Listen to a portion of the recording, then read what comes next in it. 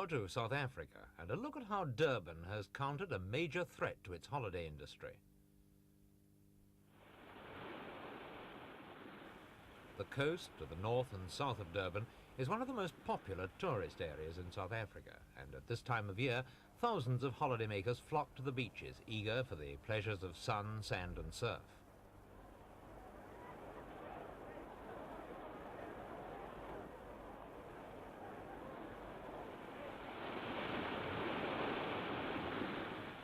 In summer, the waters off the coast of Natal are warm, often over 20 degrees centigrade, a temperature that attracts not only the bathers, but also one of the deadliest predators of the sea, the shark.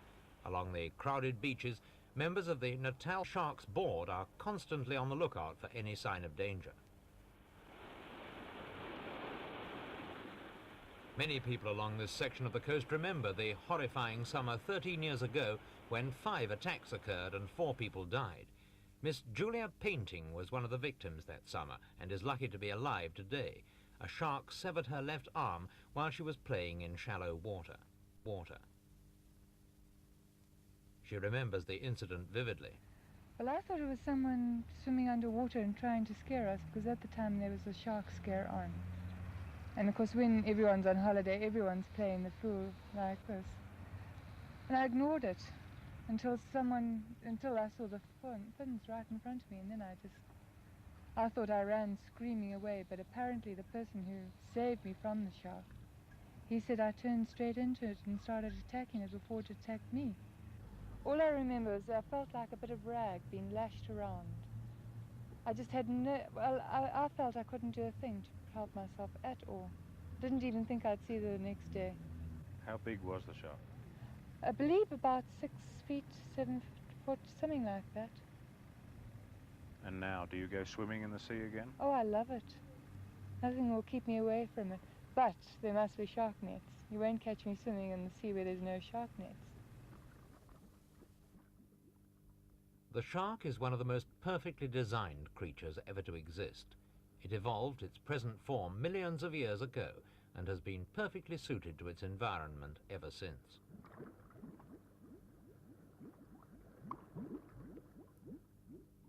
There are more than 300 species, ranging from a foot long to the giant 60-foot whale shark that can weigh 17 tons.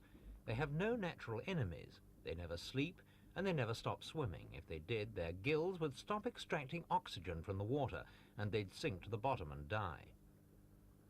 Of the 20 species dangerous to man, the worst is the great white shark, which commonly weighs over a ton and can be 40 feet long. The Marine Biological Research Institute in Durban is one of the world's centres for shark research. Its director is Dr. Alan Haydorn. We asked him what caused sharks to attack human beings. Well, quite frankly, an exact answer is not possible in spite of the very substantial amount of research that has been done in many parts of the world. Sharks are unpredictable creatures, and they feed on organisms which can be very much smaller like themselves, like small fish, or otherwise they can attack a whale carcass, or they can attack a porpoise of equal size. What we do know is that sharks do not normally feed on human beings, and that therefore the term man-eater is erroneous.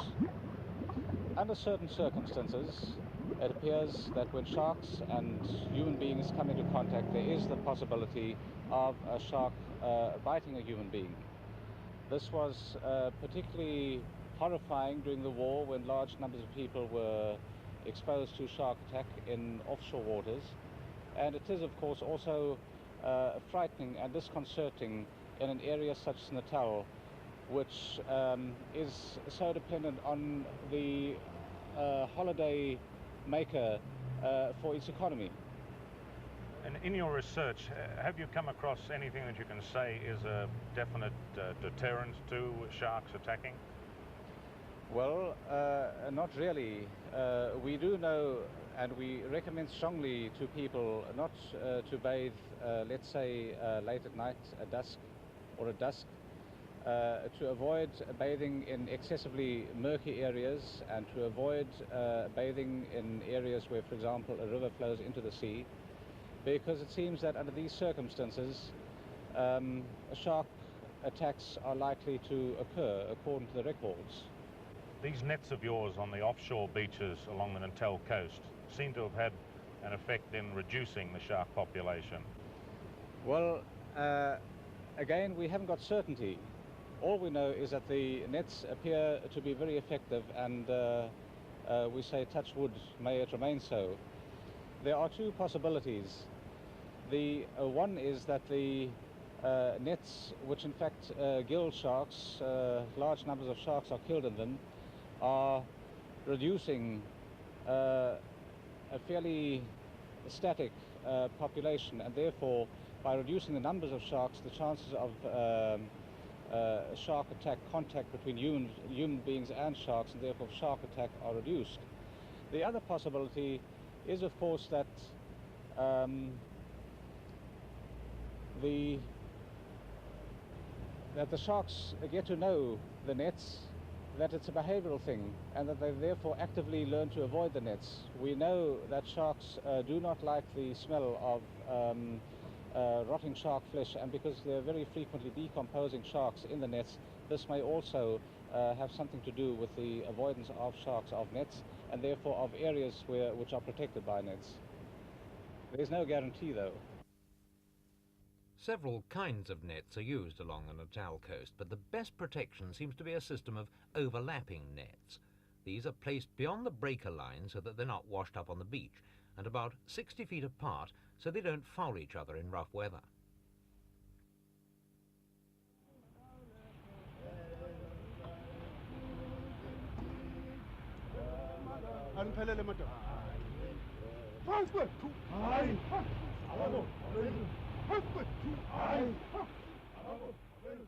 Durban City Corporation protects its beaches with a series of nets, each 1,000 feet long and 20 feet deep. They're laid in staggered rows about 300 yards offshore and are emptied and inspected for breaks 2 or 3 times a week.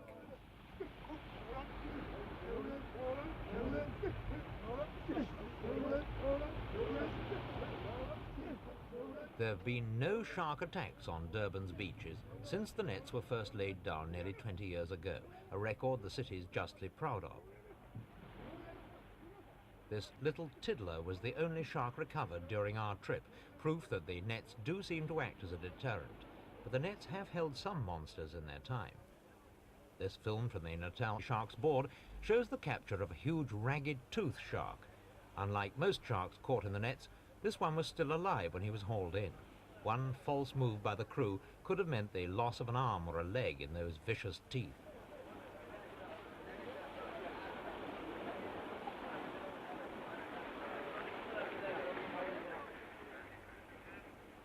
The skipper of Durban's boat, Ed Cowley, has seen all kinds of sharks in his time.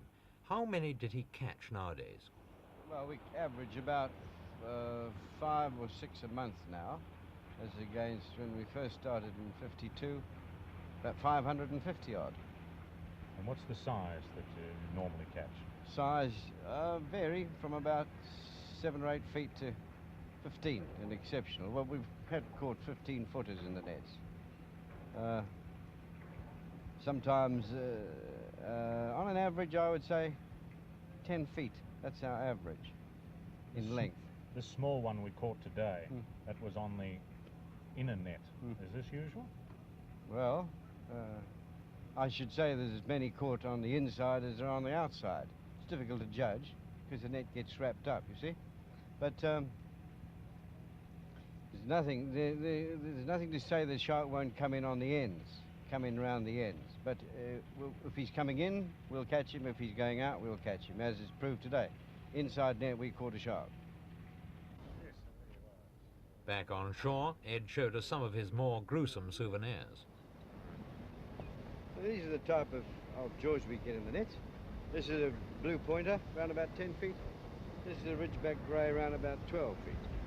Of course, we do get them bigger, but they decompose very quickly. Only take a couple of days to go off. Well, we've had massive, I've seen a massive hammerhead, but there wasn't much left of it. We could just gauge that it was a pretty huge one, in fact bigger than we've caught.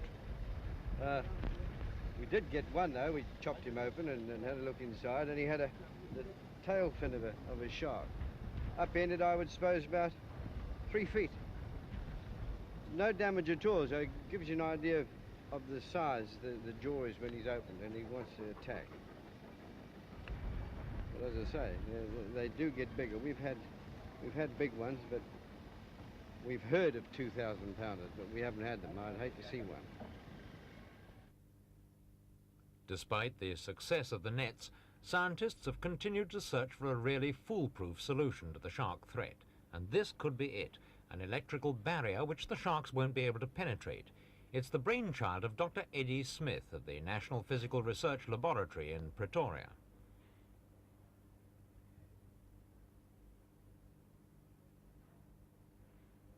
This model shows how the cable will be put into position across Margate Beach, south of Durban, the place where Julia Painting was attacked 13 years ago.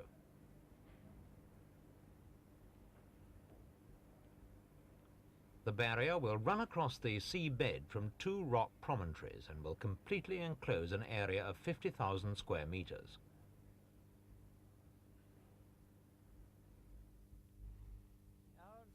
We asked Dr. Smith how he conceived the idea of the barrier and to explain exactly how it would work. It's been known for quite some time that fish react to electricity in a very positive way. As a matter of fact, for many years they've tried to catch fish by means of electricity, and it has turned out to be such an expensive venture that nobody has put it into commercial practice. With the sharks, we thought that we had a good opportunity to succeed because they're basically more sensitive to electricity than fish are. Secondly, because they're longer, they pick up more of the electrical field in the water. And a third very important point is that on a boat, electricity is quite an expensive commodity, whereas for an electrical barrier fed from the land, electricity is reasonably inexpensive. Could you explain a little further just how the cable works in repelling the sharks? A pulsed current is passed down the central conductor of the cable, and this produces an electromagnetic field in the water which affects the shark's nervous system. It produces an effect in the shark which is called electrotaxis, and the implication of that is that the shark, on entering a zone where this field is and is capable of producing electrotaxis, it causes the shark to turn around and swim away from that specific area in the water. And what sort of a field will emanate from the cable? Like how close will a shark be able to come to your cable? If the shark is at the bottom, it should be able to stay a distance away from the cable roughly equal to the distance that the cable is below the surface of the water. Here at Margate, we want to put it in at a depth which will at high tide be about 21 foot. So if the shark was at the bottom, it would stay about 21 foot away from it, and on the surface it would come to almost above the cable before it turns around. And what about bathers? Will this cable have any effect on them? No, fortunately the bathers are less sensitive than the sharks. Whereas they might feel a slight tingling when they swim over it, it won't affect them otherwise.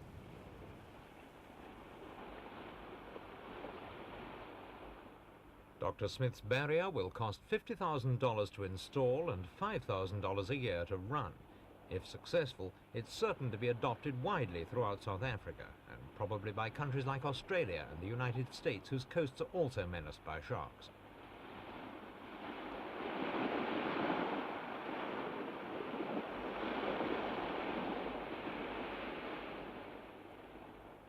For years, scientists engaged on shark research have been trying to develop an effective chemical repellent, but there are many aspects of shark behavior that they still don't understand, and until they do, they're not likely to succeed. For the foreseeable future at least, it looks as though physical barriers will be our best protection against the fish that's rightly earned its reputation as the killer of the deep.